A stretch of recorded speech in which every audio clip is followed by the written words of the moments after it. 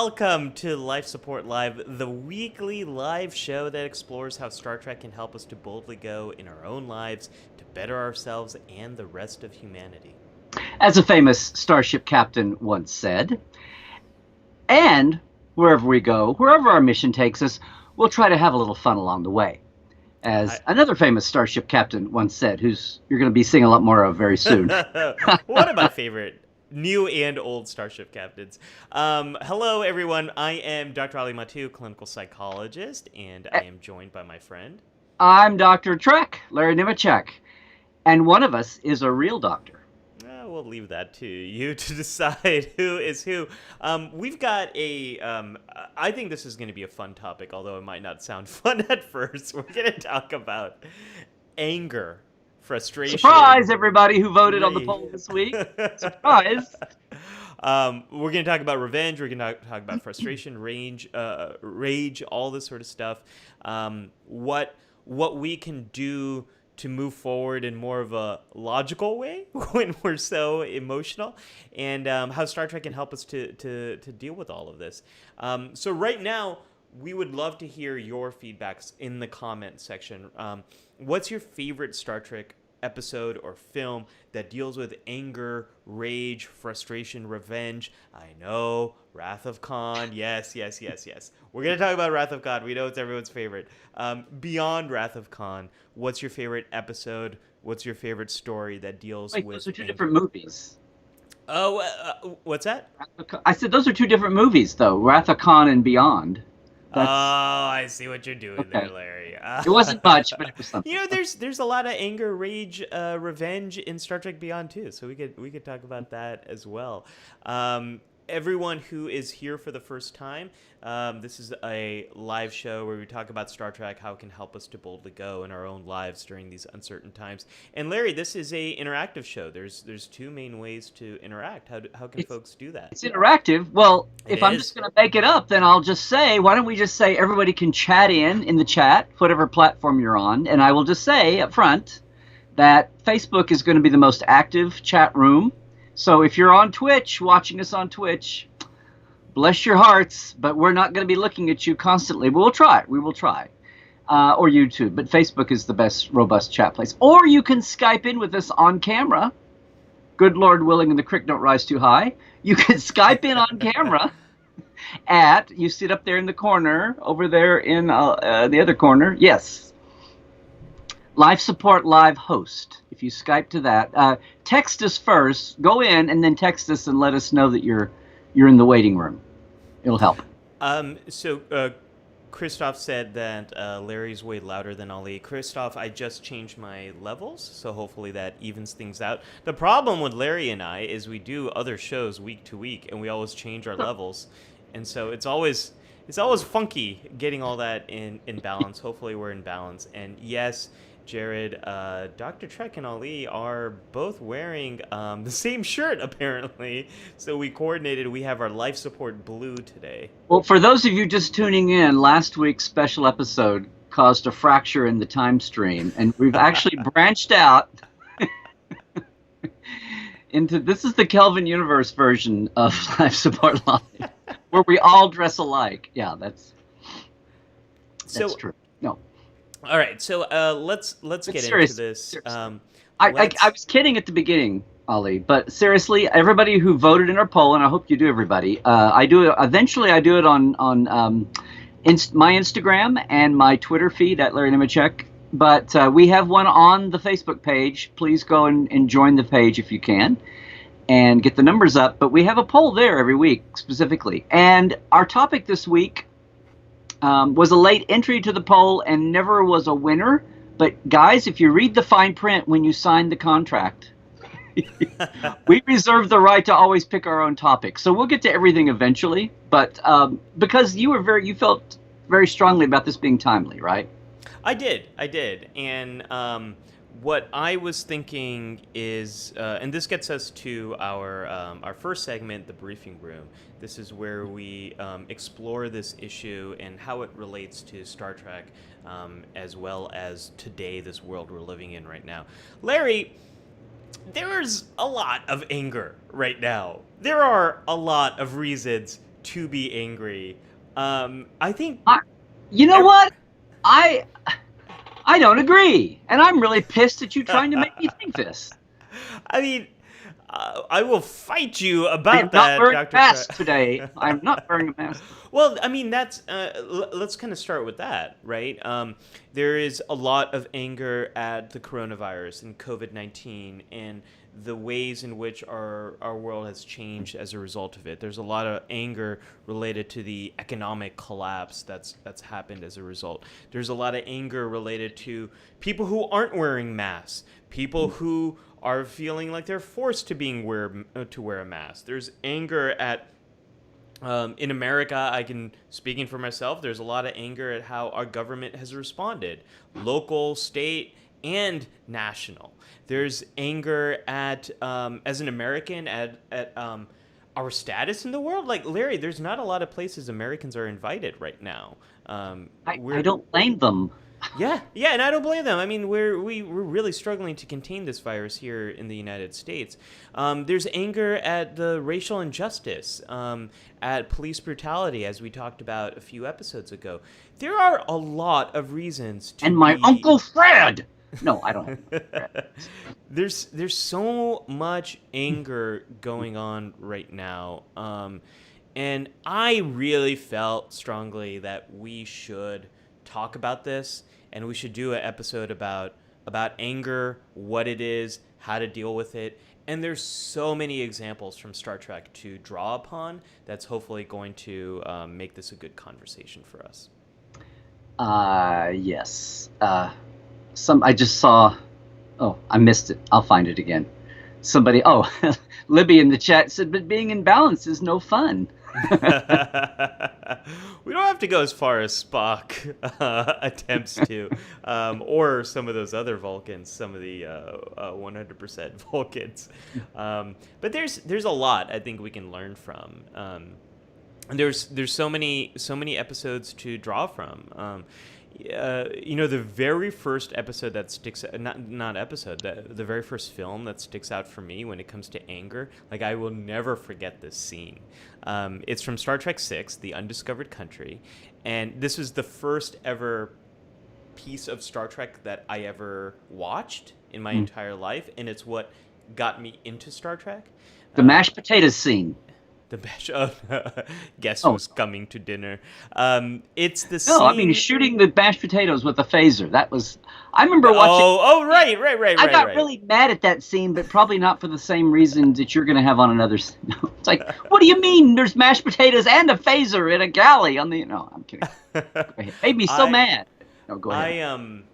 I love the scene, the briefing with the admirals, and we can confirm some of them are actually Batmirals. We can confirm that.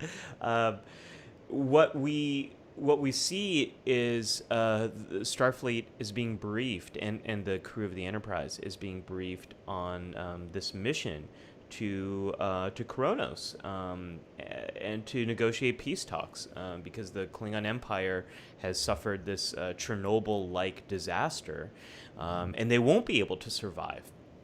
They need the Federation's help. And Kirk privately with Spock, they have this encounter, and Spock's trying to convince Kirk of this mission that he volunteered them for, and Kirk says, "Let them die." With such vitriol in that moment. And the whole story is really Kirk's face is still so vivid to me. If only we had an image of it. Oh, yeah. I think we probably do. But that moment to me is there we go. There is the great William Shatner in that moment. And one of the things I love about Shatner is he really knows how to move that jaw when he's angry. Like, we see that in Wrath of Khan, too. I was going to say, that's a Khan-like jawline. Yeah, 100%. Khan bust out. And that film is so much about anger and prejudice and these moments and these feelings. But that scene has always really stuck out to me. Larry, are there moments of anger in Star Trek that really stick out to you? See, I don't know if I just have an I mean, there are, once we sit down and start analyzing, there are, well, yes, there's one of my favorite all-time scenes. I hadn't even thought about it this way, but one of my favorite scenes in my favorite episode is, because I say it's McCoy's best go-to-hell look ever, is in the confrontation with Decker. And no, I'm not going to recite the whole scene, but basically when he does a toe rise and he's just glaring at Decker at the end because they won't. He's worried that not only are they not going to rescue Kirk from the Constellation that seems to be a doomed ship, but he can tell that Decker has pulled rank on Spock, has all the regulations in power in his hands, and McCoy has been stifled. He's protested. He's run his course, and Decker's about to throw him in the brig. And there's nothing he can do in the moment, so he thinks he'll just go and disappear for the rest of the episode. Yeah. But it's a great anger moment, but it's there's nothing long seated there. It's very much in the moment, 1-to-1, head-to-head in the confrontation at the time. But there are examples of, like, your Kirk moment is arising out of David being, aside from all of his cardboard cutout villain encounters on the series, it's really topped off by the Klingon bastards, they killed my son. So yes, which plays out over the course of the film. We're getting such great examples from the comments section. Zahir is talking about DS9. Hard Time comes to mind, specifically O'Brien exploding at Molly for wanting his attention. Seems like people in the 21st century are generally better at controlling their anger, which makes it seem even more meaningful. And that's something, that's something I love, Zahir, is how when we see the characters... Molly must suffer. That's a new meme now. Molly must suffer. Well, O'Brien must suffer. O'Brien has been, like, tortured in a 100-year-long prison, or, like, 10-year-long prison that was actually only a few moments.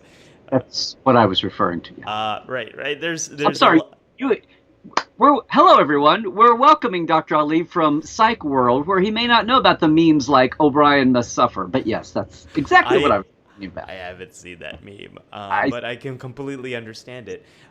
We're also getting a lot of examples of Picard's anger. Robert says Picard's anger in First Contact. Oh, yes. And I think someone else mentioned that earlier on as well.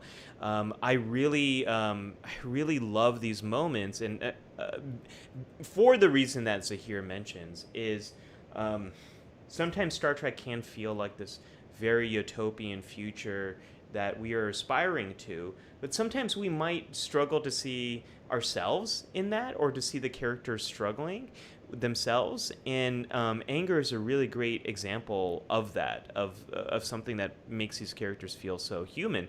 And one of my favorite examples of a character that struggles with anger is B'Elanna Torres from Star Trek Voyager. We actually see... And in her case, it makes her feel so human and also so Klingon, because she gets to pull on both of the threads in that tapestry. Yeah. 100%. I think Larry, you've reached your tapestry goal. I think you mentioned tapestry every week just because it's my favorite. It's my favorite. Oh, is that why I do it? Oh, okay. It's just my counter to. I'm just trying to start a drinking game to counter the Ollie does an impression drinking. Ollie does an impression. Yeah. I will not subject you all to my horrible Chief O'Brien impression. I can't do that very well. But Torres is a really great example. Yeah, Larry. So, like, well, that scene you just put up there, the very first time you meet her outside she's angry in the pilot, but she was father abandoned the family. She's half-Klingon. She's mixed. People were saying, I saw on some board they were saying mixed race, but technically it's Star Trek. It's mixed species, but still. Mixed species, yeah. But she's bi-species. And then she's got mother issues on top of the father that left her. She's in the Maquis. It's not the, people in the Maquis were very principled, but some people were attracted to the Maquis because it was the place to go to be a ne'er-do-well. Yeah. Wow. Is ne'er-do-well a real word in the 21st century? But anyway, she has anger issues, and they are popping out constantly, even when she's among friends. And the first scene when she's punched Carrie out in engineering because she thinks he's an idiot, and she knows more than he does, and she should be the chief engineer, but she's not about to get it because she's a Maquis. And then by the time of the end of the episode, she is chief engineer, and they've decided to get along. but she's popping off at him there, even in that one moment there. What I love about Torres, and we see this Caroline. in a way that we don't necessarily see with other characters in anger, is it really highlights our relationship to anger. I think that's something that's really key here, because in my work, what I've found is people have very strong opinions about anger. Like, it shouldn't be felt, it shouldn't be experienced. We need to tame it, versus other people who have experienced such benefits to getting angry. I mean, some people are really good at using anger to better get what they want. So, for example, there are, let's say you're at a restaurant. This is something we used to do in the before times. We used to go to restaurants. Oh, yes. Order food. Do you remember, Larry? Do you remember the that? old ones. Yeah. I think maybe you and I even went to a restaurant once or twice in the past. It feels like eons ago. But I think a good example of this is, let's say you order something and you're given the wrong dish, or you're given something that's not quite what you asked for. Some people everyone's going to experience anger in that moment, but some people who feel like anger is this thing that you should completely bury and not experience at all won't do anything. And these are people who are more likely to get taken advantage of in these kind of situations and not get their way, or maybe they might do something that's passive aggressive that doesn't quite help them to deal with the situation, but it's some way of getting their anger out. And then there's other people who will yell and scream, and the server is going to probably change their order, or in the worst case scenario, in an extreme scenario, maybe they do something that gets them into trouble and they get kicked out. So our relationship with anger, what we think and feel about anger, is super important. And for Torres, when she gets angry or loses her temper, it speaks to the challenges that she has with her identity of being half Klingon. And she struggles with her anger seemingly more than what most Klingons do because of what it means to her. So I really love that about the character. Rebecca mentioned... Oh, yeah, go ahead. I think that's a dimension. I was just sitting here thinking about, as a species, Vulcans... Vulcans always talk about and Sarek urged that they put away their emotion. There we go. Yes, as Sarek is losing it because of, was it Bendai syndrome? Yes. But I'm thinking, even culturally, as a species, Vulcans way back in the hinterlands at the the Reformation, and what Surak led them to was to put away emotion, because they almost destroyed themselves, right? And all those years, I just thought about the Vulcans, like lurping and unwounding themselves to death. And then it took Enterprise to say, no, they had nukes. Yeah. If they were going to kill themselves off as a species, they weren't just going to be bloodied all on the battlefield. It would be nuked into melted mass. That's actually something I love. I love that about Enterprise, about how it fills in some of the backstory of the Vulcans, and tons of backstory, stories we call it. Yeah. Rebecca, I love your comment about Sarek, and I love Sarek also reminds me of Spock in 2009's film, and we see it in Into Darkness as well. Spock is really struggling with grief and trauma. He loses his mother. He's lost his planet. He's an endangered species. He's really experiencing a strong traumatic reaction, and one way it's playing out for him is anger.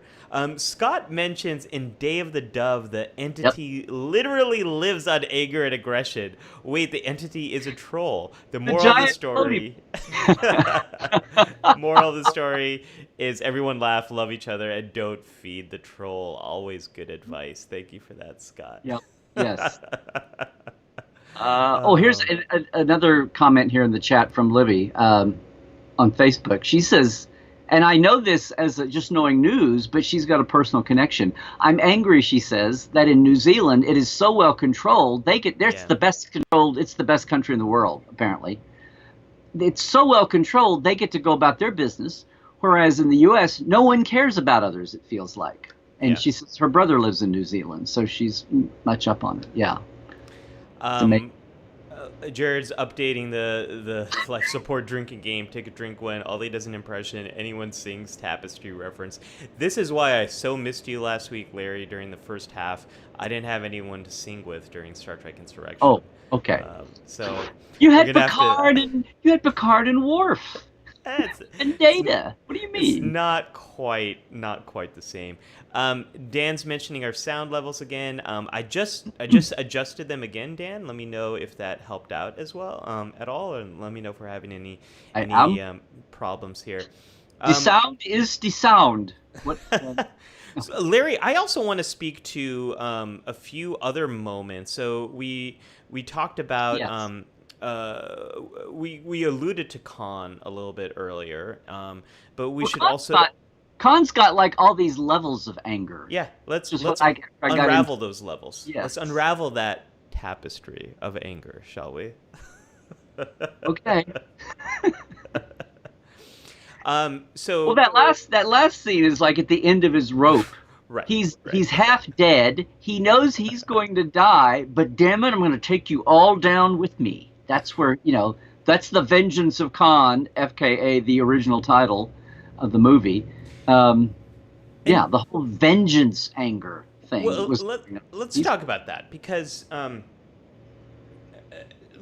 yes, eugenics war. He is a genetically augmented human.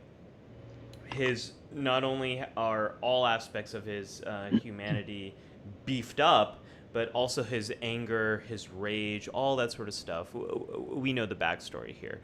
But what I think is great about both Space Seed as well as Wrath of Khan is it does show us how anger can develop into revenge and the consequences of it. So he's left on Ceti Alpha 3, right? Ceti Alpha 3? Or 4? He's on Ceti Alpha 5! He's on Ceti Alpha 5. Yes. This is why I can't believe. No, that's like right up there with the Khan line. This is Ceti Alpha 5? Wait, this is not Ceti Alpha 6? And we got our first impression of the show, everyone. We're going to be drunk, and we're 10 minutes late starting, and they're going to be drunk by 10:45. Have some coffee. By the way, folks, that was a tech issue. It's hard to have a live show when your tech won't take your camera input. So, yes. Yeah, I know you were having flashbacks to last week. No, not only Khan was eugenically bred, and he had, superior breeding breeds superior intellect and superior ego. So not only did he have it coming out of the gate and had that superiority complex, and then was a fallen, deposed leader, so he's pissed about losing his empire. Because you know what they did, Ollie? They gave the world order! Okay. Impression number 2. But then he's awakened again and had, conquest snap from the jaws of victory. Yes, and he's stuck on this planet, so he's pissed about that. And then his wife dies. Yes. So he's pissed about that. And then he's left there. So he's festered for 15 years. And I don't know. I want to pause you just there for a second, Larry. Right there, we see why people experience anger. Anger is a normal emotion when your goals are being blocked, when you've been wronged in some way, when you feel like there's been an injustice that's occurred to you or to people around you that you're close to, or number 4, you've lost status in some way. All of that happens to Khan. Do you get angry when we dip into the counselor's log too early? I know. It's hard for me to hold back some of it. I just feel like I had to because I'm not trying to I don't want us to feel I do think it's important to understand how Khan got to where he was, because I think that's all of us are capable of that. All of us are capable of going to the place. But I'm sorry. Go ahead. So he has all these things. No, I'm saying that all those things were building up, and then for it to all... I don't know that... supposedly Nick Meyer is working on a series right now about Khan's time on his maroonment time. Mm-hmm. It's like it won't be a space show. It'll be Khan and the gang on Ceti Alpha 5 for those 15 years, which will be interesting. And but well, my point was going to be that I don't know that he'll be angry every day of that existence. But when we come back to him, it's certainly the fact that here comes Starfleet, and it's not just Starfleet. Here's Kirk, and it like just rips the wound off the scab off the wound again. Yeah. There we go. Yeah. So and that's where we get to revenge, right. And that's how anger can lead to revenge. And I'll save the research on revenge for the counselor's log. I'll keep you all in suspense of that. But revenge is a super complicated emotion, and we're going to dive into that in a moment. Let's speaking of let's go like way forward in time now. Let's go to Star Trek Picard. There's a wonderful example of anger that occurs when Picard just walks into Starfleet headquarters in San Francisco, which is actually he's basically walking into WonderCon. He's walking into Anaheim Convention Center. I wish they dressed up that set a little bit more, because anyone I wanted who's been somebody there to walk by him and go, "Good cosplay. That's awesome." It looks just like WonderCon, where this panel was originally supposed to be, which turned into this podcast. But anyways, I digress. Admiral Kristen Clancy. I had to look up her name because I don't know if we ever quite get her name in that moment. I'm not sure. But Picard asked for like a ship, a crew. I want to go investigate this thing. There's this, I think there's a Romulan plot, all this stuff is afoot. And I want him to say, I was watching it last night. I want him to say, he says, I'll require a ship, or this or that. And I still want him to say, and a small block of platinum. I should think a few centimeters. It's like, oh wait, wrong episode, wrong. So it's all impossible. And she gets so angry at him. She's like, she's controlled angry. It's controlled angry. Yeah, but it is. I mean, she doesn't like punch him in the face. She doesn't grab a phaser. She lets it out with the F word. But she does. Which there's some research that swearing is actually does relieve some of the intensity of emotions. There's some research on that, and we see that in this moment. It's also CBS All Access, so you can swear. So there's that. But she's angry at his hubris here.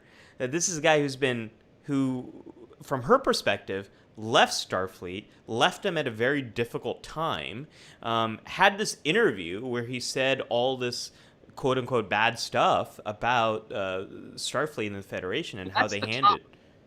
The other was, 12 years ago. What was it, 12 years earlier? And then, but this interview was just like, a couple of days before. So it's almost as if it had been 12 years and he comes in with this. Yeah. That would have been difficult enough, but he just blew himself up. I mean, the whole time even before they come to that, the hubris moment, she's like looking at him the whole time like, really? Really?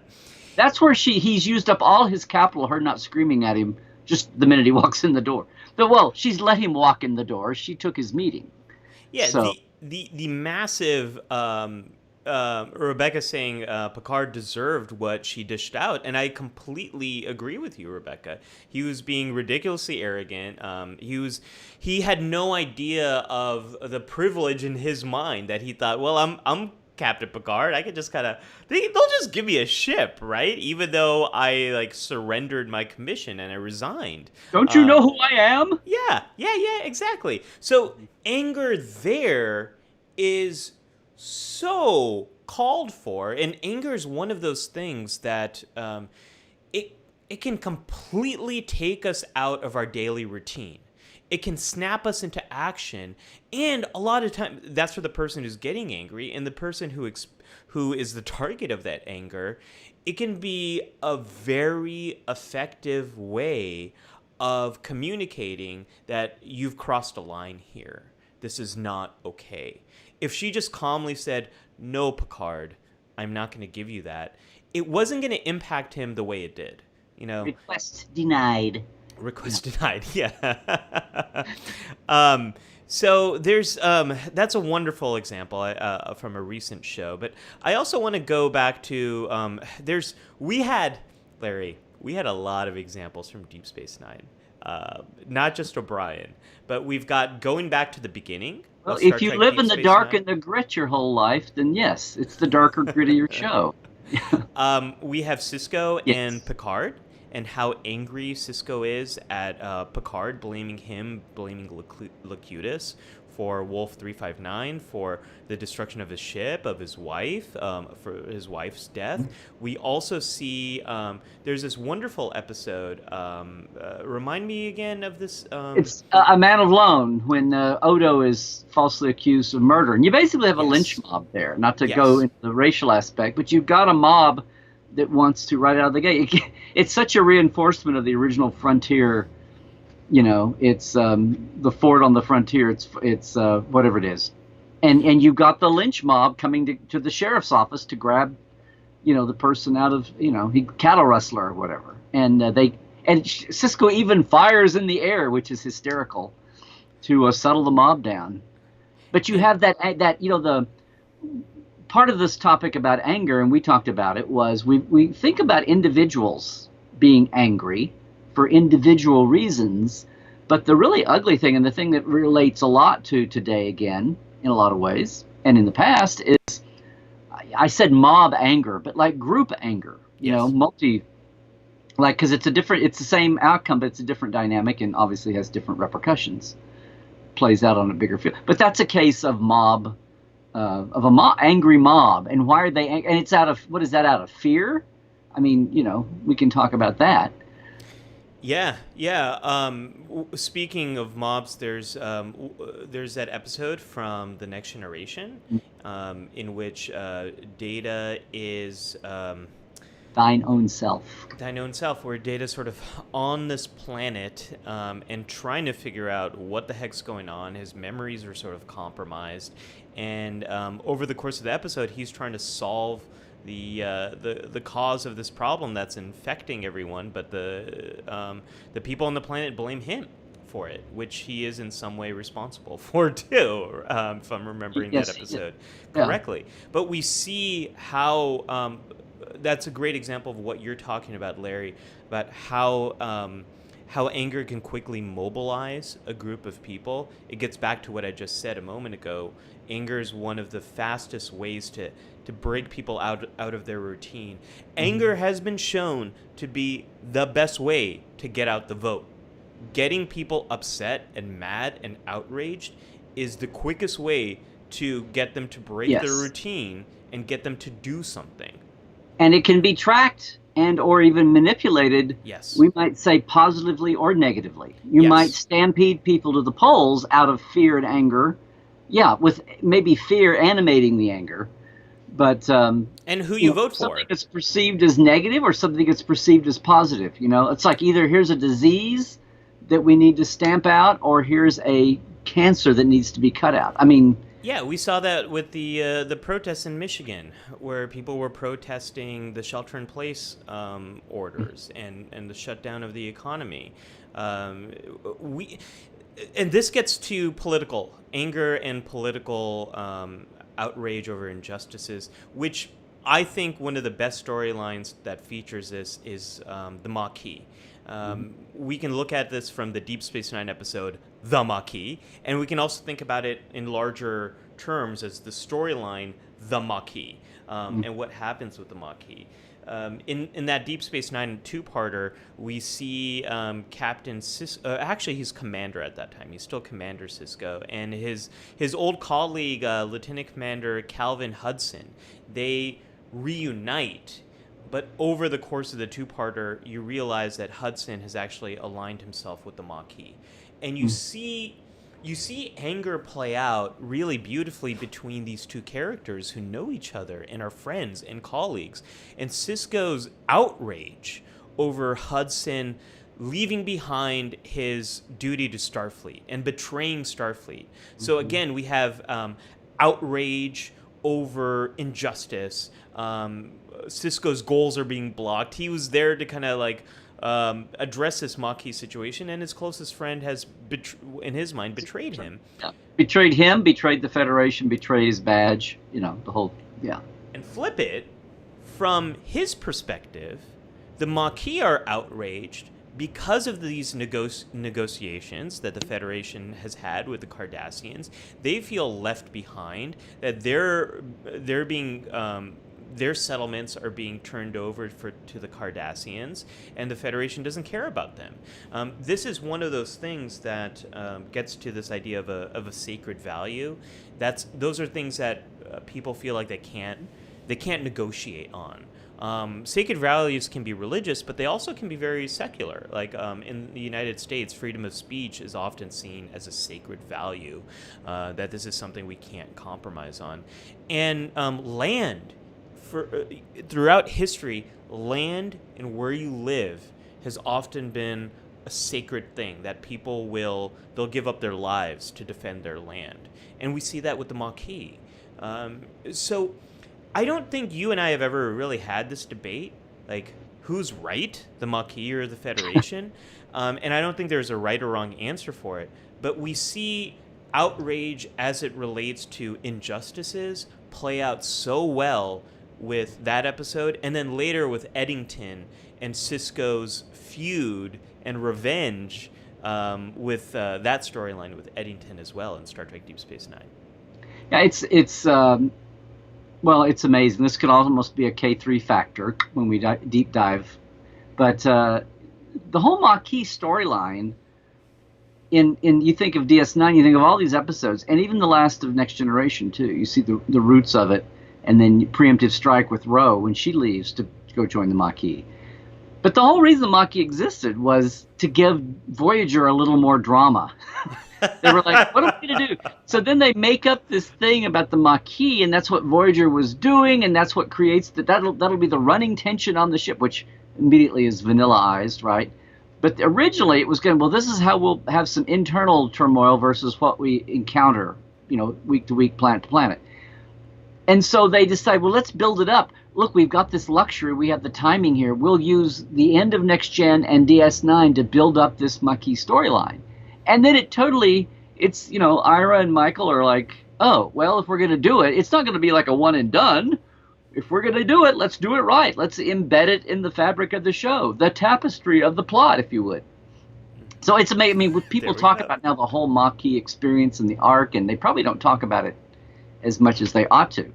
But it's only there. I did do a K3, an official one. It's only there to give Voyager some more texture, which is immediately papered over. So it's what a waste. It got much more, in other words, it got much more love and attention and dramatic mining on DS9 than it ever did on Voyager. And it was made for, but they got the cool little separate pips on Voyager, so it's all good. That's one of the great tragedies of that Maquis storyline, and something that used to make me upset. But not so much anymore. We could go even more. We could jump around the timeline even more, Larry. Speaking of political outrage, Star Trek Nemesis, I think, is a good example of this, where Shinzon has grown up on Remus, with the Remins. This largely. I don't know if I can call them a slave class, but they are this minority underclass, definitely. They don't have power, and they do all of the grunt work. They don't have equal rights. We've never even seen them until Star Trek Nemesis, which kind of shows you how much disregard the Romulans really have for the Remins. And Shinzon is pissed. He is angry, and that anger gets used in a way that is focused more on revenge, goes into.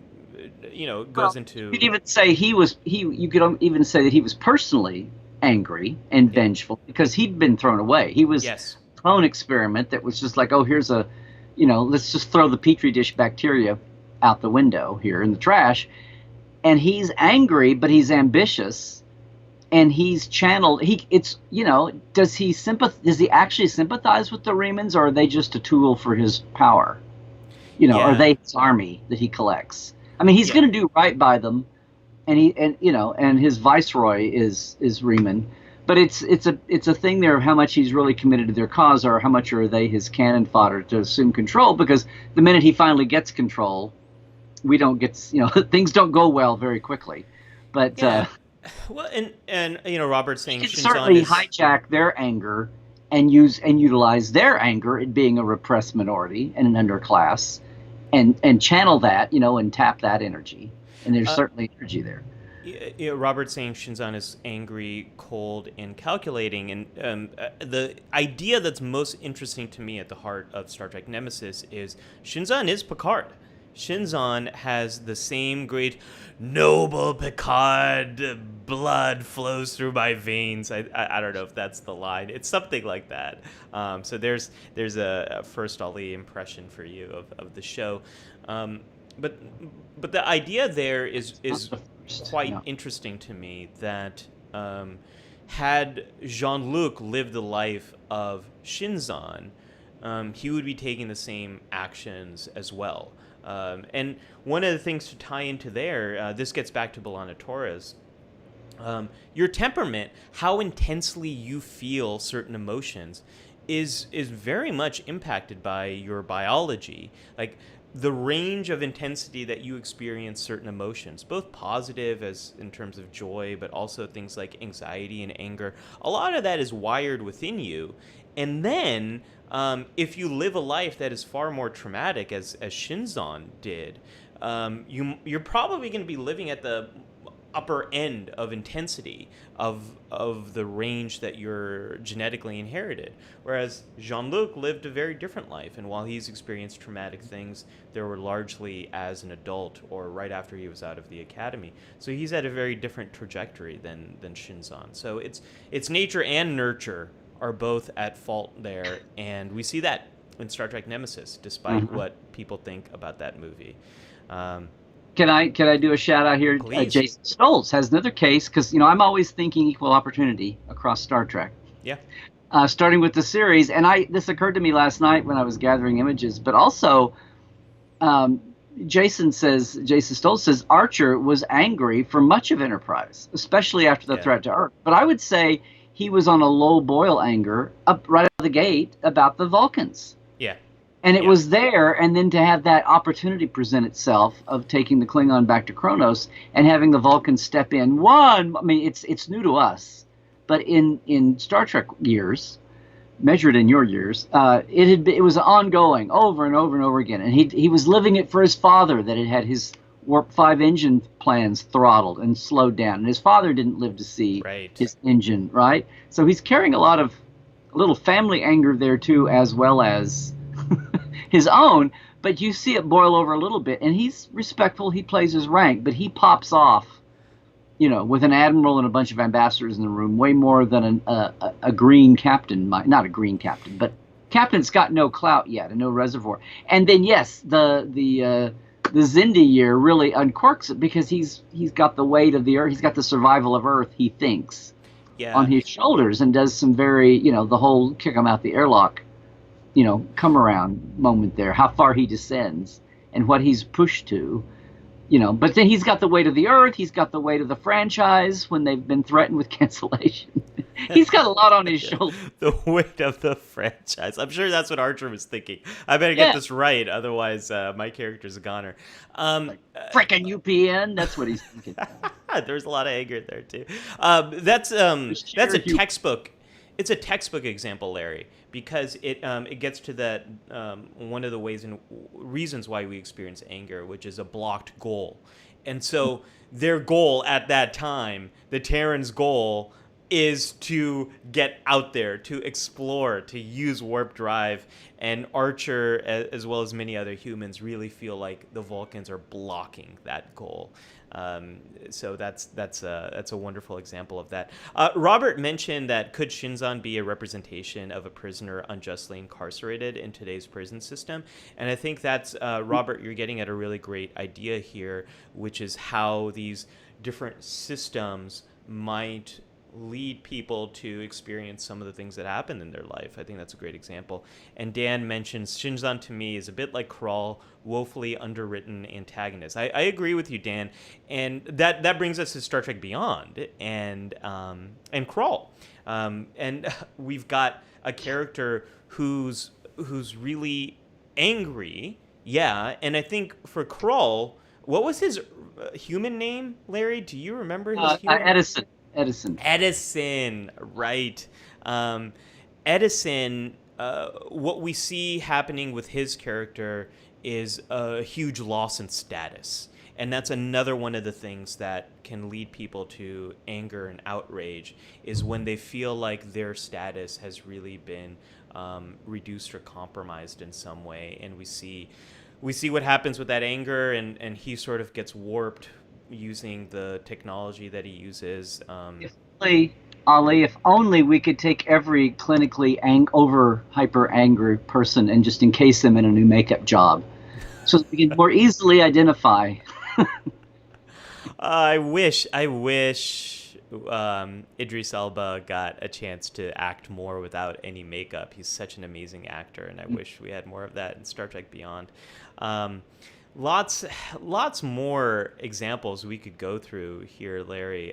Should we dive into the counselor's log here? I'm sorry. I thought I'd been swimming through it here for the last few minutes. We've been swimming in and out. We've been going in and out. But let's dive into the counselor's log. This is where I do a little bit deeper dive into some of the themes that we're talking about today.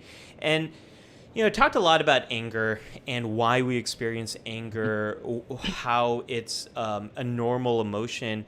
And, the thing about anger, Larry, what I mentioned before is a lot of times we have such strong feelings about it, about it should be suppressed, or that anger helps you and it can get you what you want.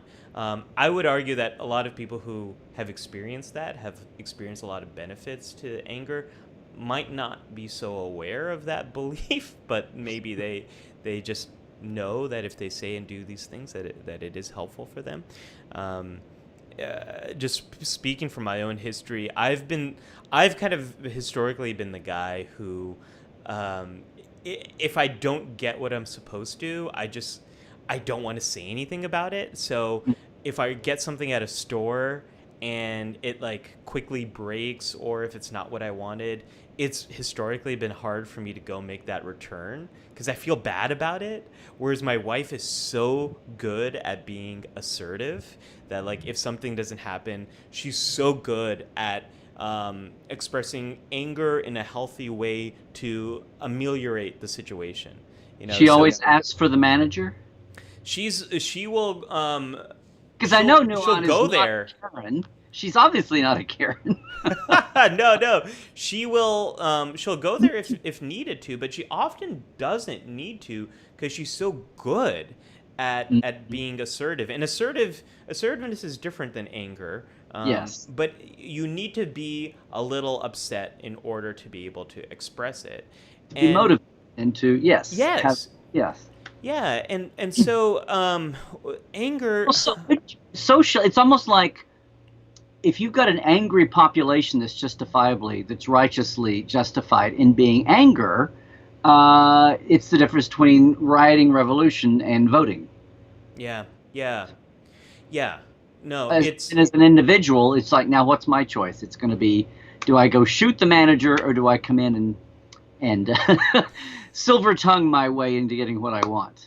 Yeah, Scott's mentioning my husband is far better at confrontation than I am. He comes across as far more cool and approachable than I do. And Scott, for me, I've experienced something similar. For me, historically, it's been a fear of losing control. That's what I associate with anger, that I don't want to lose control. I'm more like Sarek and Spock in that way. And the first part about anger is really recognizing that it is a normal emotion. We need it in certain situations, and we kind of have to understand, like, what beliefs do we have about anger? And historically, for me, it's been, this is something that you should not express and experience, and you need to bury, and you might lose control. Anger is just bad overall. Exactly.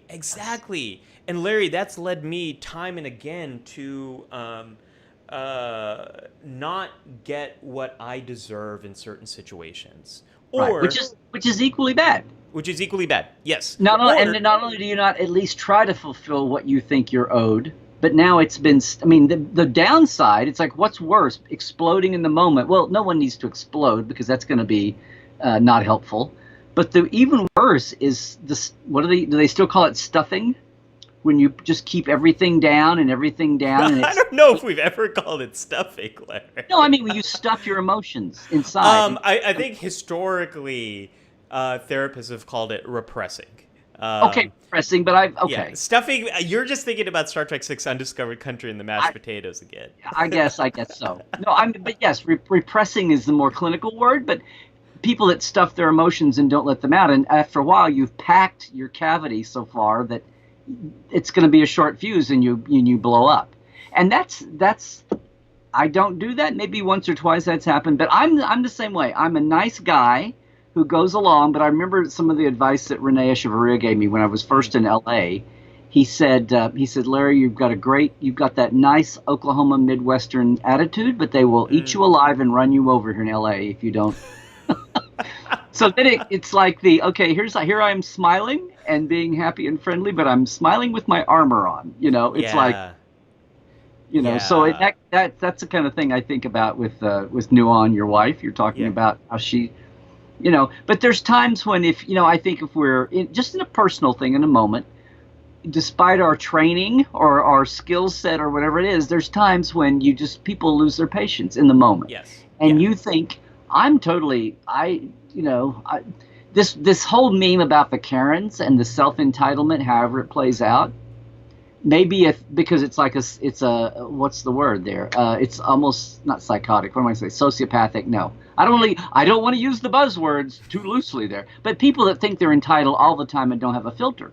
And there's lots of times I may be mad at myself about something and I let it go. But those times when you genuinely know that you are, I hate to say entitled, but something is due you, and the system or a person, you're talking about being blocked, either a person or a chain of command or whatever, a response, or something has gotten in your way and you really feel like it. And sometimes it's $1,000 you're owed. Sometimes it's just that little nod that somebody needs to say, I'm sorry, you're right. It may not have anything attached to it. And either one of those can be equally. In fact, the little tiny thing can be the thing that's in the right time, or the wrong time could be the thing that causes the blow up. But those times when you go and go and go and go and go and go, and something in your mind clicks and says, all right, by God, not this time. But you come across as the guy that blows up all the time to people that don't know you. So, this is why anger is so complicated and why I think people have such strong feelings about it. And for me, because I've been so fearful of anger for much of my life, it's led me to not get what I deserve in certain situations. Like I'll buy the wrong thing and then be too afraid to return it because I don't want to get upset. Or I become passive aggressive. So maybe my roommate in college has stayed up really late and it kept me up. And I'm boiling inside, but I don't say anything. But I start to be really mean to him in other ways.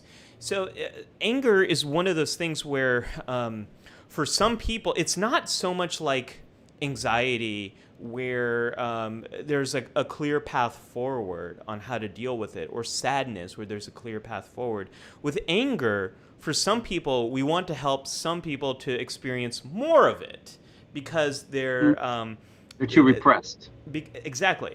And for some people, we want to help them to experience less of it because it's so intense for them that it might lead them to get into more problems, or it might lead them to become aggressive or violent and hurt themselves or hurt someone else. If you get so angry that you punch a wall and you break your hand, that's a problem. Or if you get so angry that you're out driving and you're a danger to other people, that's a problem too. So anger, we're going to talk about when we get to the away mission, how to deal with it. But I want to touch on revenge for a second, Larry, because the research on revenge is so Hold on, interesting. I've got a dish of it in the fridge. Let me come back in. I've heard this Klingon proverb that it's a dish best served cold. One of my favorite moments in a movie theater is when I was watching Kill Bill, and it sort of starts with that old Klingon proverb. I love. I And love you that wonder, moment. even 10, 15 years ago, how much the audience was going, what? I mean, I would love to have done a demo, a snap poll right then. Do you understand the reference to this line? And just to see what the average, like late 90s or early aughts audience was. Yes. So let's talk about anger. I'm sorry, not anger, but revenge for a moment. You know, people. There's a lot of reasons. Don't break your little ships, though. Watch it. This far and no farther. And Yeah. I will make them pay for what they did to me, which was, I think, cut from the scene that they used. So getting back to revenge, there are some people who are more prone to experiencing revenge, just like some people are more prone to experiencing anger. But what's really interesting is how culture fits into this. Larry, you were talking about the way you grew up, how that influenced the way you experience anger. Like smiling, but inside you might want to punch me. Right? And, you know, I'm a Californian who lived in New York for a decade and now just moved back to California. I was experiencing a much higher level of assertiveness and at times anger living in New York than I do in California. And like culture is a big part of that. And culture highly is related to revenge as well. For the most part, when people take the path of revenge, for the most part, it comes at a price. And you're a bit more likely to struggle with thoughts and get stuck with what happened and kind of let it fester. Even if you get that revenge, a lot of times you're still going to struggle with memories and keep thinking about what happened and kind of churning it in your mind over and over. However, there's an exception to that. And it seems like if you're in a culture or environment where you don't have any other recourse, there is no other way to get justice, like the criminal system is a sham, or no one is prosecuting or enforcing the rules that they should be, or you're a marginalized person and have no recourse, in that context, revenge might be the only way for you to get justice. So revenge seems to be this complicated thing where for most people, pursuing justice is a much better path. However, if you can't pursue justice, it seems like psychologically, revenge will help you to deal with all the anger that's going on in your mind. So it's a super complicated topic. I've taken my eye off the chat, so we've been going on for a long time. But I saw a new name this week, and I want to give a shout out to him because he just said basically what we've talked about. But hi, Jason. Jason Fritz said he was talking about how anger is normal and healthy and natural. It's when it's inappropriately expressed to an extreme. And this is a ways back, but I just wanted to say yes, we've got a smart crowd out here. But and also to say that we've gotten all wrapped up. This is the time of the show. It seems like this always happens. We get all into our discussion for some reason, like we're hosts or something, and we're not paying attention to the chat. But we are reading it. And then Clayton George says, or if you go full on Karen, you'll at least get on YouTube and be made fun of. Rebecca brought up a great question or a comment. I hope revenge is something we grow out of as we get older. There is some evidence that for a few different reasons, the intensity of your emotions does get less intense as you get older. So one of those that happens in your early 20s, your frontal lobe, this part of your brain right over here behind your forehead, it finishes developing, and it's the part of your brain that plans for the future. It organizes your thoughts and emotions. It also presses the brakes on your emotions, and that finishes developing in your 20s. So you do get a better control over yourself in your 20s. And then as you continue to age, just in general, people experience less intense emotions. There's exceptions to that. Lots of things can change that. A brain injury can change that. Dementia can change that. Heavy use of substances can sometimes change that, but in general, people do get less intense as they get older. And then there was another, Tim mentioned Network, 1968. So I'm mad as hell, and I'm not going to take it anymore.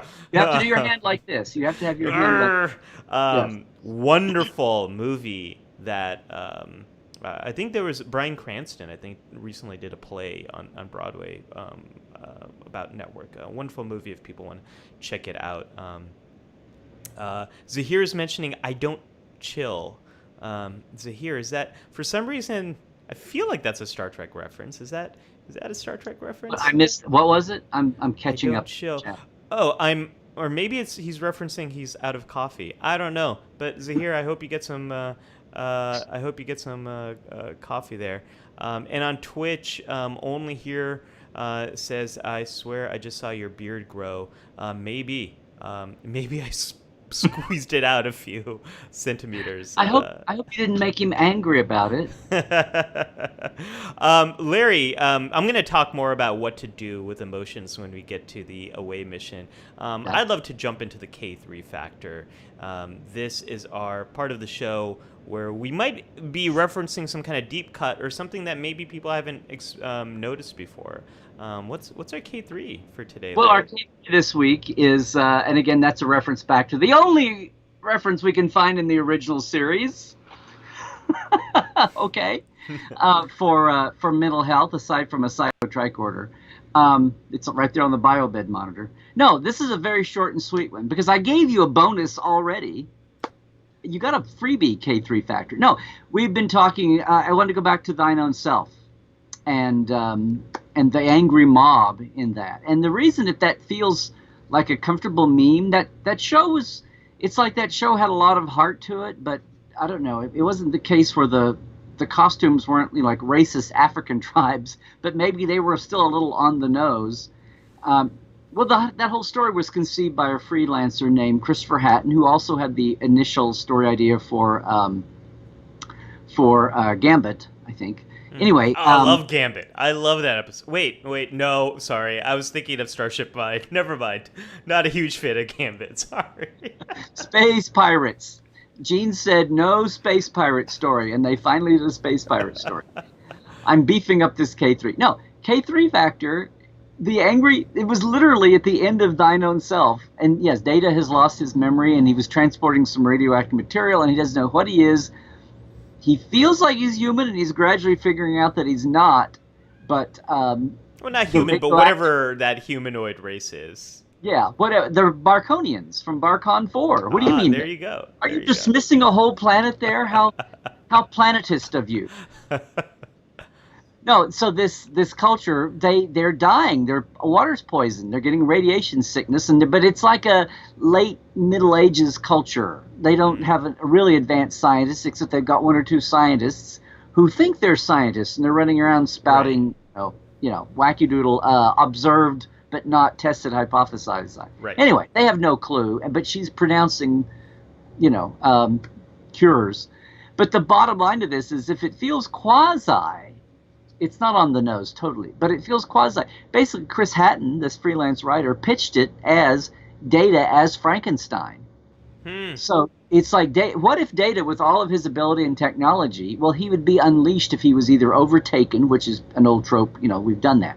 So what if he's unaware? So the whole memory loss thing is just a way to get at Data being Data in a benign way, but not knowing who he is. So he can't help the people that don't know who he is.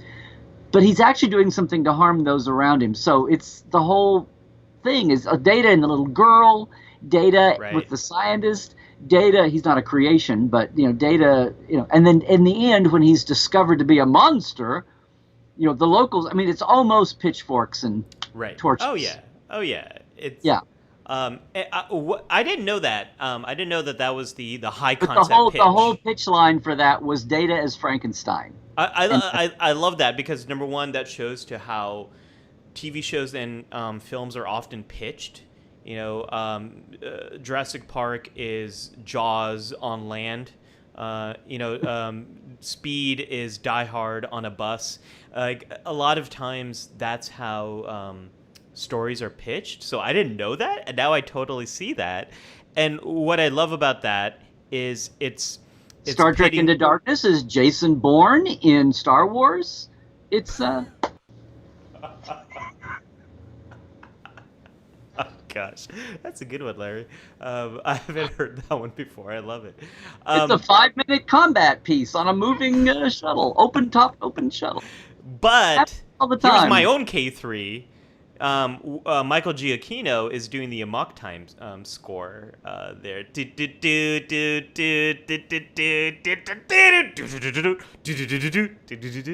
Oh, I do love that callback to Amok Time. Anyways, I had a point. Look, someone in the chat is saying, "Does impersonating an orchestra count for the drinking game?" That's what. Yeah, we'll let you determine the answer to that. The thing I like about that high concept analogy right there is it's linking Star Trek to one of the oldest science fiction stories. Some might argue the original science fiction story of Frankenstein. Yeah. So that's very cool, Larry. I did not know that. Simple and sweet, I told you. Yes. Okay, so Larry, I'm going to post this question to you or to us. Dan asks, I've been trying to think if there's any Star Trek equivalents of the meltdown anger fits associated with autism. And Zahir is following up. Dan, that's a good question. I can only think of the 3 augments in DS9, the 3 augments processing information and emotions differently than most people. Yeah, they weren't eugenics were augments, but Bashir's bunch, I call them. Right. I forgot. See here, I can't believe they are augments. Like right. That's like they're like retroactive. They're just not running around the galaxy trying to conquer worlds. Augments. Right. Yeah. So this is a really great question, and they're augments with problems or something. With disabilities. Let's use this as a temporary step back into the counselor's log. Let's go back in time a little bit. I know, Larry, it's Star Trek. The timeline's all wibbly wobbly, anyways. So I often use Data as an example of a character who has aspects of the autism spectrum, and one analysis is data driven. That I'll let that pass, Larry. That was that was beneath me. Yes, that was. If some of your other puns are at warp speed, that one was definitely going at impulse. Okay. But half speed, quarter speed. We can get this Hulk moving. Maybe we can do something. I mean, you weren't at thrusters. I'll give you that. Station keeping. Okay. I often talk about Data as an analogy to aspects of the autism spectrum. And one way to think about the autism spectrum is people who are just wired a little bit differently. People who are wired less towards social, verbal information, but people who are more wired to visual information and also pattern information. So people who are more on the autism spectrum, they have a harder time with unstructured social situations and understanding them in much the same way that Data is often trying to understand social interactions and does much better in a structured social situation where he knows what to expect. And Data does quite well at understanding patterns, logical patterns that other people might not see, as much as someone does in the autism spectrum. But until Dan mentioned it right now, and until Zahir's follow-up, I never really thought of how data doesn't really show us some of the intense emotions that can come with being on the autism spectrum and living in a world that often assumes neurotypical behavior. The world is most of the world is just assumes that you're not on autism spectrum, which at times can be so frustrating if you are, because your strengths are so different than how the world is wired. So I think Zahir's example of the augments that Bashir's working with, do they have a name, Larry? Like, do they have a name for their group? Did they end up like naming themselves anything? I don't remember. Maybe I'm making that up. I was going to say that. I just always think of them as Bashir's bunch or something. Yeah. But no, yeah. We do see some of that frustration that people on the autism spectrum can experience at how the world does not recognize their strengths and is wired in such a different way. So Zahir, I really, really like that example. Thanks for sharing that. And Dan, thanks for that question as well. Bashir's Bunch. Love it, Larry. Rebecca's following up. The Bashir's Bunch, is that like the Brady Bunch? I would watch that show. The Bashir Bunch. The Bashir Bunch. That's the way we became Bashir's Bunch. That's the stupidest series I've ever heard. Yeah. Do we just have a two-part impression there, a back-to-back? I don't know. I was doing Admiral Patrick. You know, his standard line was, you know, that's the stupidest question I've ever heard. You know, that's how he would get out of faking his way being an admiral. He would just yell at people. Jared is knocking me for my Doctor Who reference. Jared, I know you're a Whovian, and I know you're playing with me. And if anyone hasn't seen the Doctor Who Star Trek comic crossover, it is fantastic. Oh. You need to go, if you're a Whovian and a Trekkie, go read that. Larry, I don't know if you are a fan of Doctor Who. Have you read that comic? No, I haven't read the comic. I'm a casual fan of Doctor Who. I can fake my way when I go to Gallifrey. Fake my way. I know, Rose. I know Wibbly Wobblies from Doctor Who. I know, folks. I just love that line. But if you are a Doctor Who fan, the Doctor Who timey-wimey wibbly wobbly. Okay, whatever. Timey-wimey wibbly wobbly is the line. See, I knew that. I can sit on the internet all day and watch memes go by. I know the whole franchise.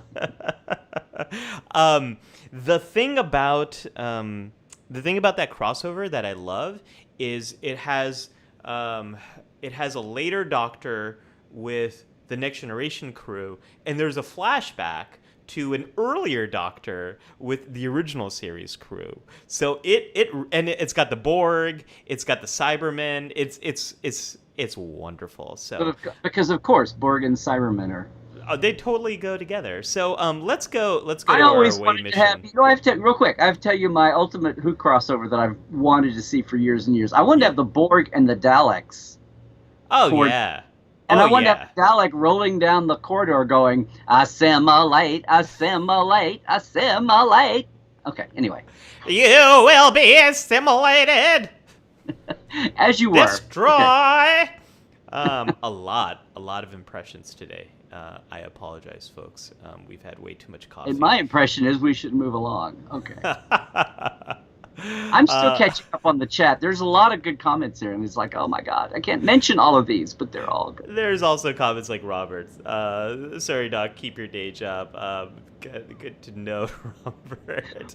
All right, so the counselor, not the counselor's log. I'm sorry, the away mission here. So this is the part of the show where I give you all something practical that you can use to apply the things that we're talking about to your own life. So because I don't know if you've looked around lately, Dr. Ali, but it's an angry world out there. Yeah, it really is. People are pissed. So let's talk about this. They're pissed So about being pissed. yeah, there is. And speaking about pissed about being pissed, we got a great comment. Heidi had a wonderful comment that I want to pull up. Almost there. Okay, Heidi said, even though I know anger is natural and healthy and important to accept, I am one of those people who want to fit myself into a little mouse hole in a wall when people get pretty angry. And so, Heidi, you're bringing up a part of anger we haven't really talked about yet, which is the consequences of it.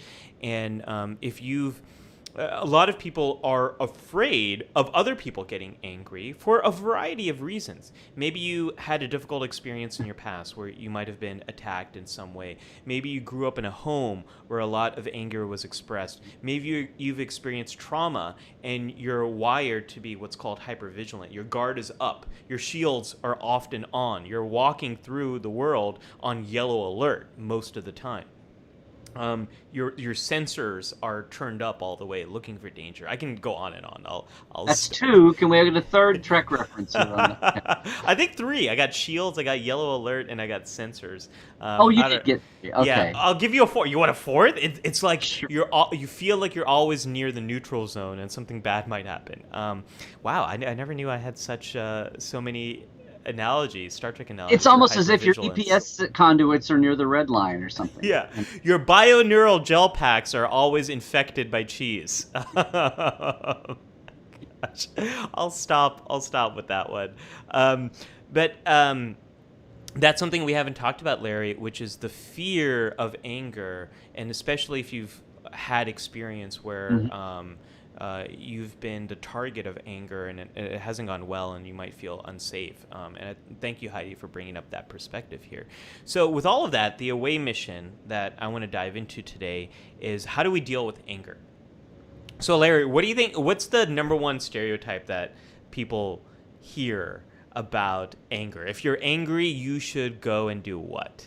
What always comes up? Therapy. You should. I hope so, but anger management. I don't know. What do you mean? Well, like, have you ever heard like "go punch a pillow"? That. Yeah. Yeah, that is one of the worst things to do when you're angry, and it's this idea that still is in our culture. This like idea of venting your anger. And that in some way it's going to drain your anger and you're going to feel better. And it does Wait, that's not the work. thing to do? Oh, No, okay, it hold on. does not work. So what happens when you do something aggressive, when you're angry, is it actually revs up your body more. Your heart will start to beat faster. You will be breathing in harder. When you break your little starships, you're going to get even more angry. And in that example with Picard, I think a lot is going on there. Picard has experienced trauma related to the Borg. He's having to face it. Lily is kind of also stirring him up and has no idea that this is a triggering, difficult issue for him. And it pushes him to do something aggressive. And he gets really pissed, and she saw that earlier too in the holodeck when he the way he attacks his former officers who have been assimilated. So getting aggressive, doing something like punching a pillow, things like that, it doesn't work. It doesn't vent your anger. It revs you up even more.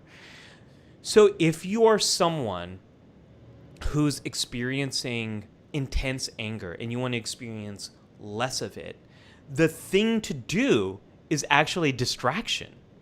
And this is something a lot of people often have a struggle to understand, is when your emotions are getting too high, and it might get to a point where you could do something you might regret.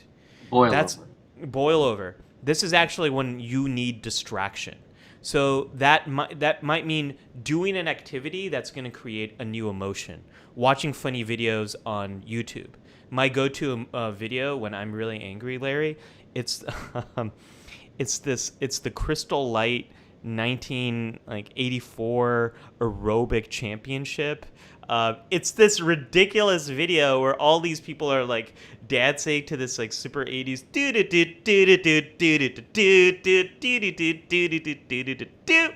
It's just, it cracks me up Okay. watching it, and I can't help but laugh. So we all need something that creates a different emotion for us, an activity that gets us doing something else. It's totally cool to do something that's physically active, but not aggressive. So going for a run, going for a bike ride, playing a sport, things that kind of organize your body to take action, that's fine. But doing something aggressive, that's not gonna work for you. Sometimes just getting physical distance when my wife and I get into an argument, and by the way, most of the time, my job is to help couples to have healthier arguments. Not avoiding conflict is actually a very bad thing in relationships. And when my wife and I have an argument, it's always the same thing, Larry. I need about 10 to 30 minutes to go into the other room and read news, watch a video, do something stupid to cool down when I get too hot. And then I usually come back and I'm able to have that rational conversation. But getting some space, pushing it away, sometimes what really helps with anger is very strong sensations. So holding an ice cube will kind of shock your nervous system into feeling something differently. Opening the freezer and just kind of sticking your head there for a moment, smelling a strong candle, having a strong cup of tea, anything that's going to get you psychological distance, physical distance. It's going to create a different emotion for you. And just to repeat for everybody, you said stick your head in the freezer, not in the oven. Yes. Just so Don't do that. Don't do that. Just so we're clear. Okay. Yeah, and lots of different examples are coming up here in the comments section. I'm and so far behind on the chat. If you're in the comments, please share what is your go-to skill for calming your anger down, getting some distraction, getting some space when you're getting too hot. Let us know what helps you there. But Larry, that's only for the people who are struggling with really intense anger when it's really high. There's also people who, as I mentioned earlier, they need to experience more anger, right? Because they're kind of acknowledge it and channel it in a way than stuffing. I'm sorry, repressing it. Yes. Over there, it's a different story, and what's going to help there is to, number one, get a better sense of what happens to you when you get angry. Like, it was through my own therapist when I was in grad school that I began to understand that my go-to thing when I get angry is to push it down. So over time, I got better at understanding, oh, this is one of those times where I'm pushing it down. What is it my therapist said? He said, express, don't repress. He drilled that in me whenever it came to anger. And I followed this anger protocol is what I'm calling it. Mm-hmm. This is what I did, Larry. So number one, know what are your signs of anger. And I'd love to know in the comments section too, what's your go-to sign that you're angry? For me, Larry, it's I feel my fists clenching and I feel my heart racing. And I feel my mind is saying, don't go there. Like, those are the signs. My heart is racing, I'm clenching my fist, and my mind is saying, push it away. And then the image of my therapist from 15 years ago pops up in my head, and he's like, express, don't repress. So I kind of have to do that. But so what are the signs for you that you're getting angry? Number two, if it's too much, then get some distance, like I mentioned before. But number three, get some distance from the thing that's pissing you off. If you're experiencing too much anger, get some psychological distance from it, get some emotional distance, all that sort of stuff, right? But then get to a place where you can think about, does your anger fit the facts of the situation? So many years ago, I was taking the subway home from work when I lived in New York, and I got all this food and stuff for my wife. This is before I was a dad, and it was Friday, and I was really looking forward to seeing my wife and eating all this stuff. And someone on the subway bumped into me, and one of the containers, the food sort of spilled out, and it was kind of ruined. And I was enraged. I was so mad. And in my mind, I wanted to go talk off this guy or like yell at him and say like, how dare you do this? And so you got to ask yourself the question, does your anger fit the facts of the situation? And my anger was telling me this guy intentionally did it on purpose because he's a horrible prick, whatever it might be. He's a random marauding weekend evening dessert ruiner person. Right. Like, okay, so beautiful. Like, when you put it in that perspective, it doesn't make any sense at all, right? And so I had to remind myself that, like, my anger doesn't fit the facts of the situation. Like, he probably didn't do that intentionally. It was a very crowded subway. Yeah. Right. Yes. And then, let's say the anger does fit the facts of the situation. Then you got to ask yourself the next question. Will it help me to reach my goals if I act on the anger? Because sometimes it will.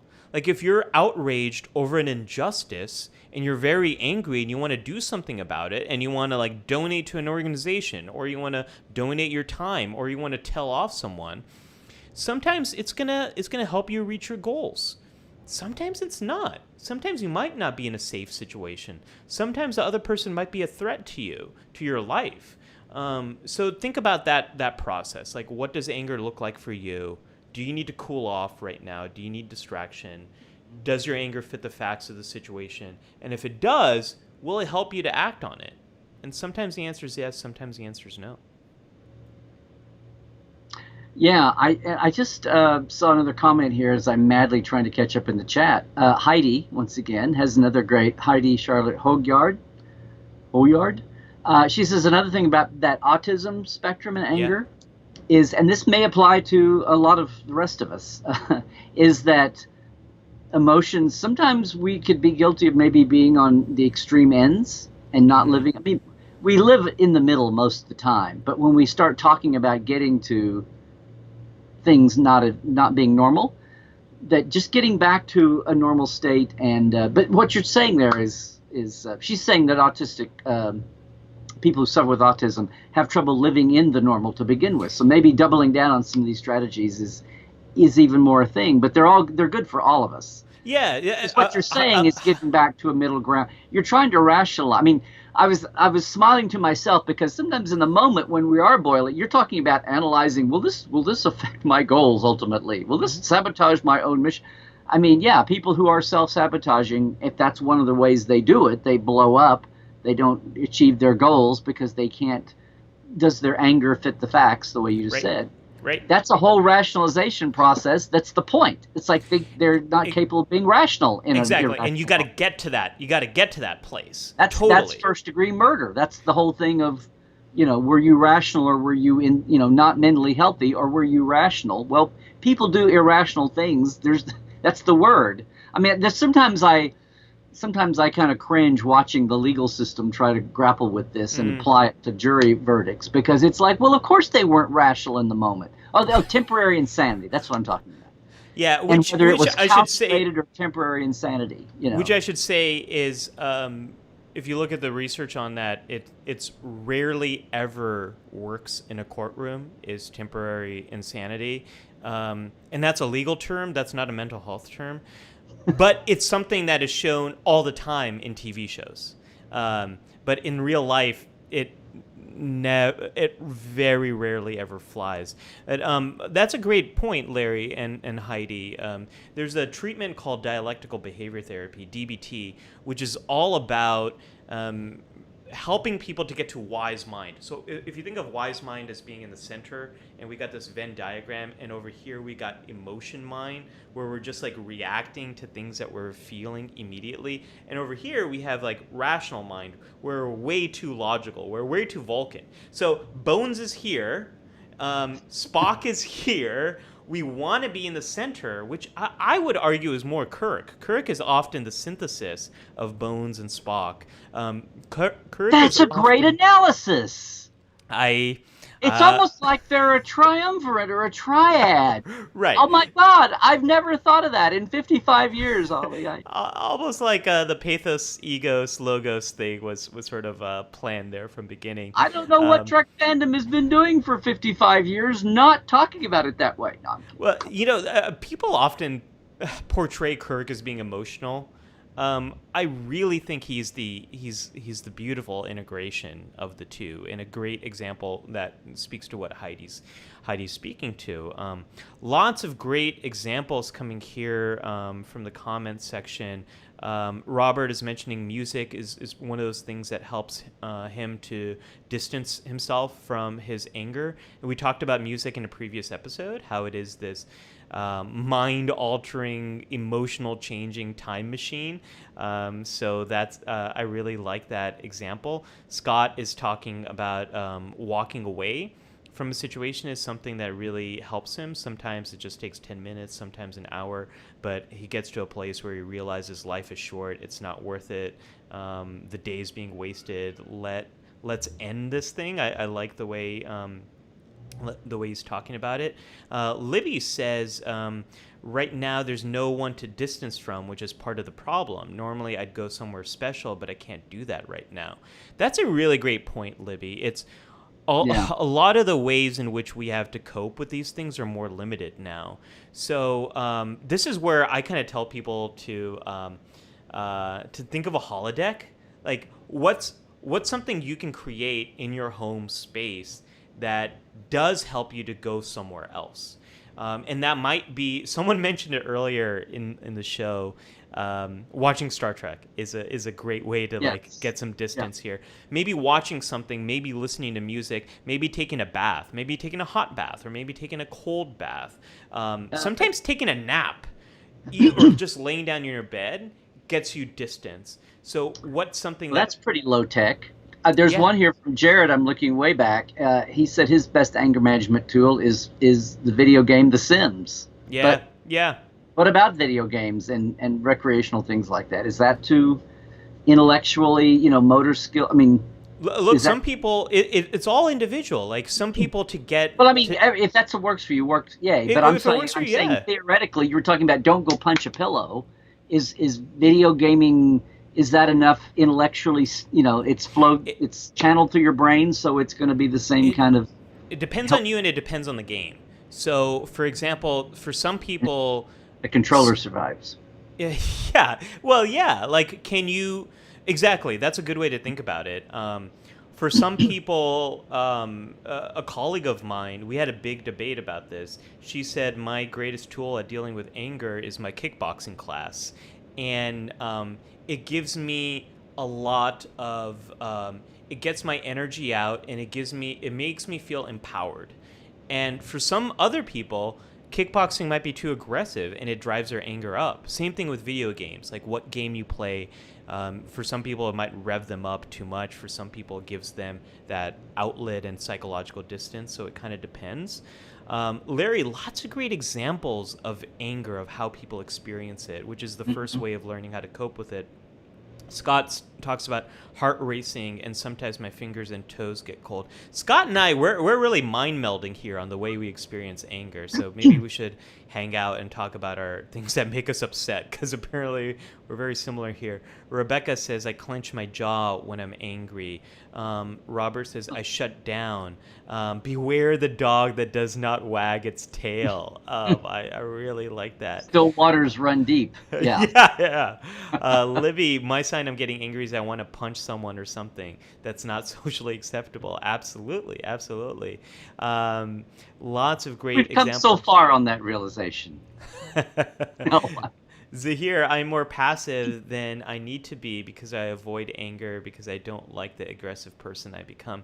So, and that's where it is about getting to that wise mind, that integration of your emotions and your logic of, and that's what assertiveness really is. When something's gone wrong is how do we have that integration of our logic and our emotions so we are able to be assertive in a way. How we're not on the other end of the anger management Right. scale.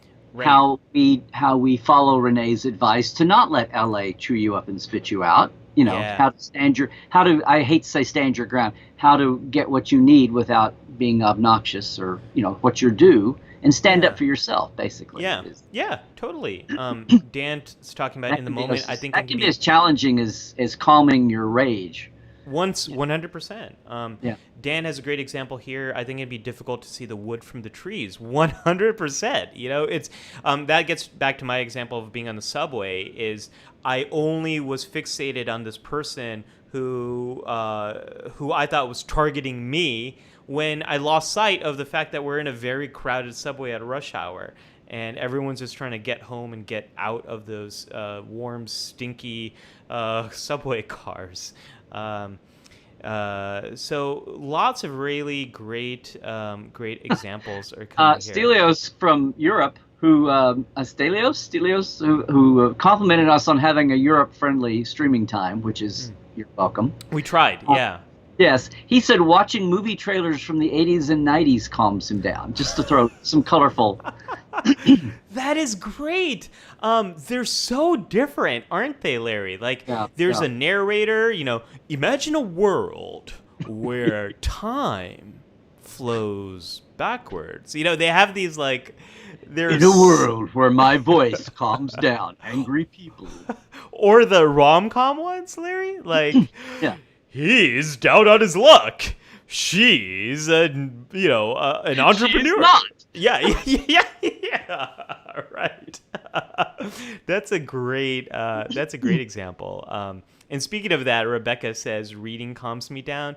My wife, her go-to skill has been doing crossword puzzles during this pandemic. It's something that gets her out of that emotional place and pulls her more into a wise place. It's really helpful there. Documentaries on Netflix and Prime. Yeah. Zahir, of course, mentioning our favorite skill. I binge on Trek every time I'm sick or upset. Nostalgia triggers your mind's immune response. Yep, I also watched the Psych Show. Yes, I got a whole episode on nostalgia. Thank you, Zahir. You can learn a lot more about that over at the Psych Show on YouTube. Such great examples. Such great examples coming in here, Larry. Glenn, one of our past guests here on the show, I used to keep all my anger inside, which I knew was unhealthy, and I almost never blew up at anyone.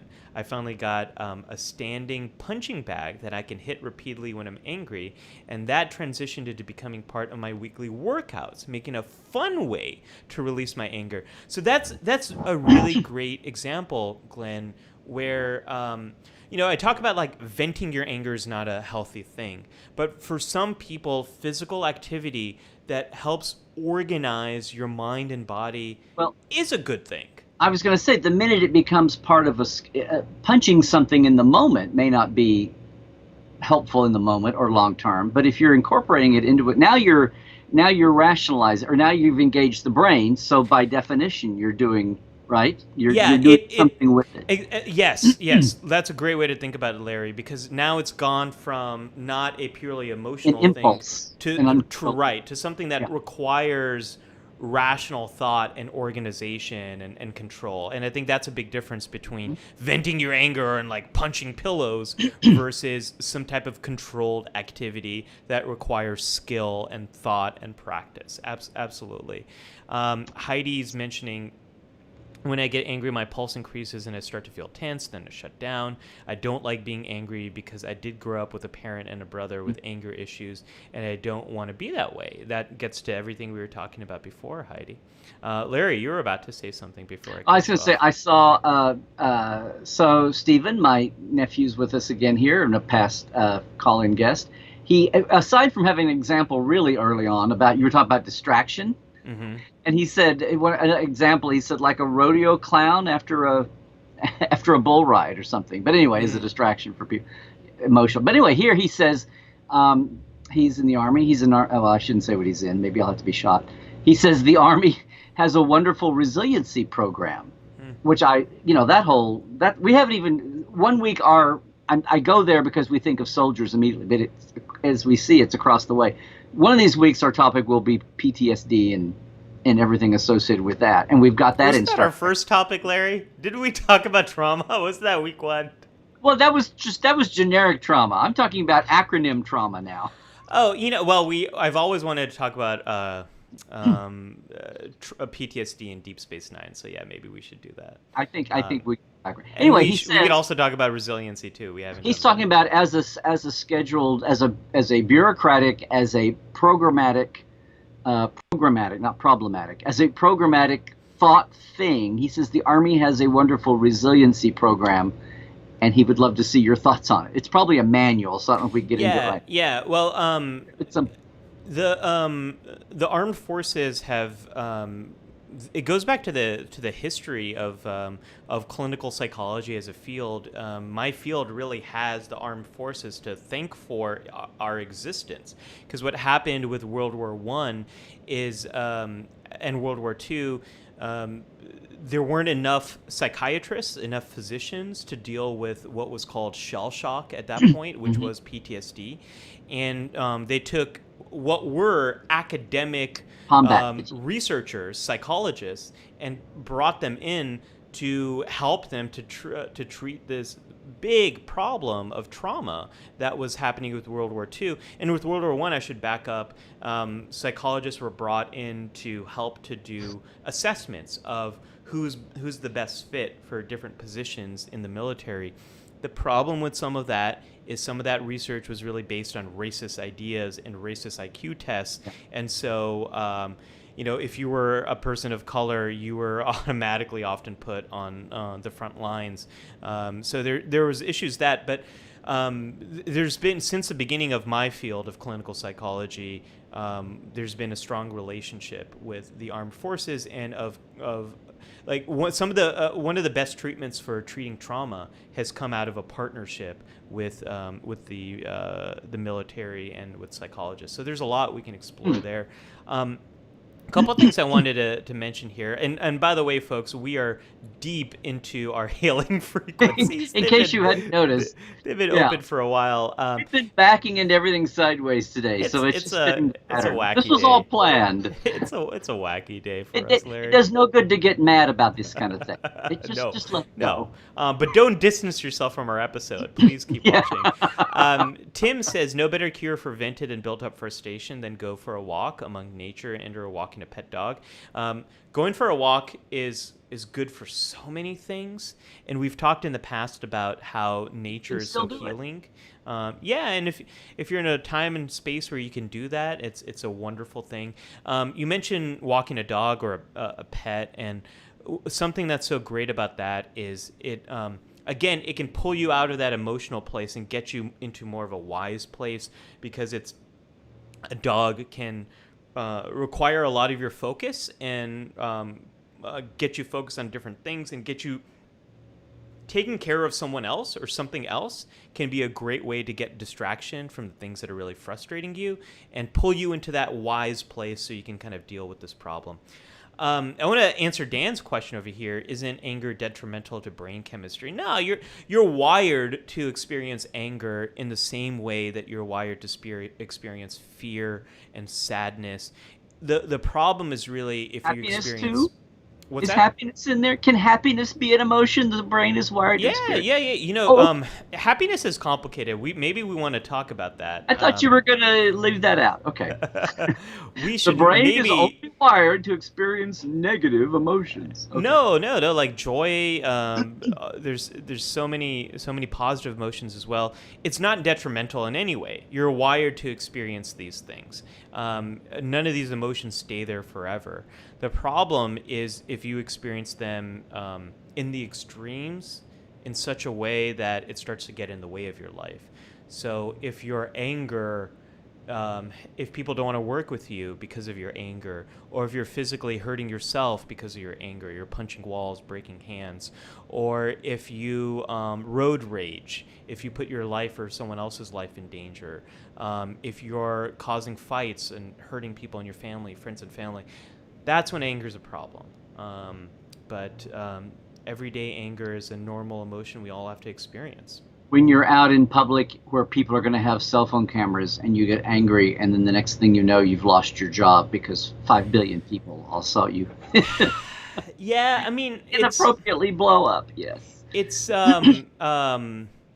if you did something horrible, yeah, that's a good example of how anger can be. You know, if you turn in, if you threaten to have people arrested for bogus reasons and they're filming you while you say this, or you're tearing down free speech posters that people are posting, you know, and it's on camera as you do this in a very angry, weird way. Yeah, just people can't. I don't know. I keep saying that the iPhone's maybe the best democratizing tool ever invented, because it's, you know, bringing so much out that people part of the crazy unsettledness of the time, the chaotic moment of the time, is it feels like we've just ripped the Band-Aid off, but now the wound is going to heal faster. Right. But it's a great way to. A lot of these people that have been walking around as anger, or they've got their triggers. But if it's an anger or a trigger that is, and I hope I'm not throwing buzzwords around too quickly here, but if it's an anger or trigger that it's unjustified, it's like, oh well, you know, it's like this was going to happen anyway, whether you had a crowd of 50 people to see you do this and it happens, or it's inappropriate and it comes out in some other way. I don't know what I'm trying to say here, Ollie, but I'm not sure either. So let's turn to Susan, who says, do this something. Yeah. My job has a lot of frustrations. That was a dead end. Okay. My job has a lot of frustrations that I can't control. And at times I get caught in a loop of ranting about those things instead of just buckling down and pushing through. So Susan, it sounds like what you need is a little bit of both of what we've been talking about. Oh, no, it's a new job, right? Well, it's about if you're getting too frustrated in the moment, what are some things that can give you a little bit of distance? What are things that can create different emotions? What are things that can get you out of that emotional place to get you through that moment? And then go through that protocol. Like, why are you experiencing anger? Does it fit the facts of the situation? Maybe you do need to act in that anger in some way, because maybe it'll help you reach your goals if you do act on that anger. Maybe some work needs to be delegated to other people. Maybe you need more support in some way. Maybe there's something missing there, that there's a reason why your body is continuing to get frustrated. And if there's nothing you can do about it, then maybe finding other ways to cope and get some daily distance from it, maybe that's what is going to help. And if none of that works, then something I often talk to people is coming to terms with the things you can't change. We might be playing tug of war with the situation, and sometimes the way we win is by stop playing the game and no longer struggling with the situation. Doesn't mean we like it, doesn't mean we support it, but finding ways to ending our struggle with the conflict we might be experiencing. That's ongoing. Steven says, he's referring to an Army context, I think. He says, we teach real-time resilience, so RTR. We teach real-time resilience to get back to the task at hand, and while fighting counterproductive thoughts. Yeah, it's... which is all mindfulness in an acronym, I guess. It's on we could do a whole thing about mindfulness. The real quick part about mindfulness is it's less about feeling better, and it's more about feeling more and letting go of some of the ways in which we try to control ourselves. But that's like a whole nother episode.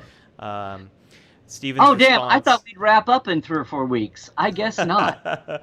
Steven's responding, while communicating in a situation of anger, the Army Resilience Program shows the downfalls of aggressive and passive communication while supporting assertive communication. Yeah, there's a great, if anyone wants to learn more about assertiveness, there's a great acronym called DEAR-MAN. And it comes from that treatment called dialectical behavior therapy. And the only part that you really need to learn is that first part, the DEAR.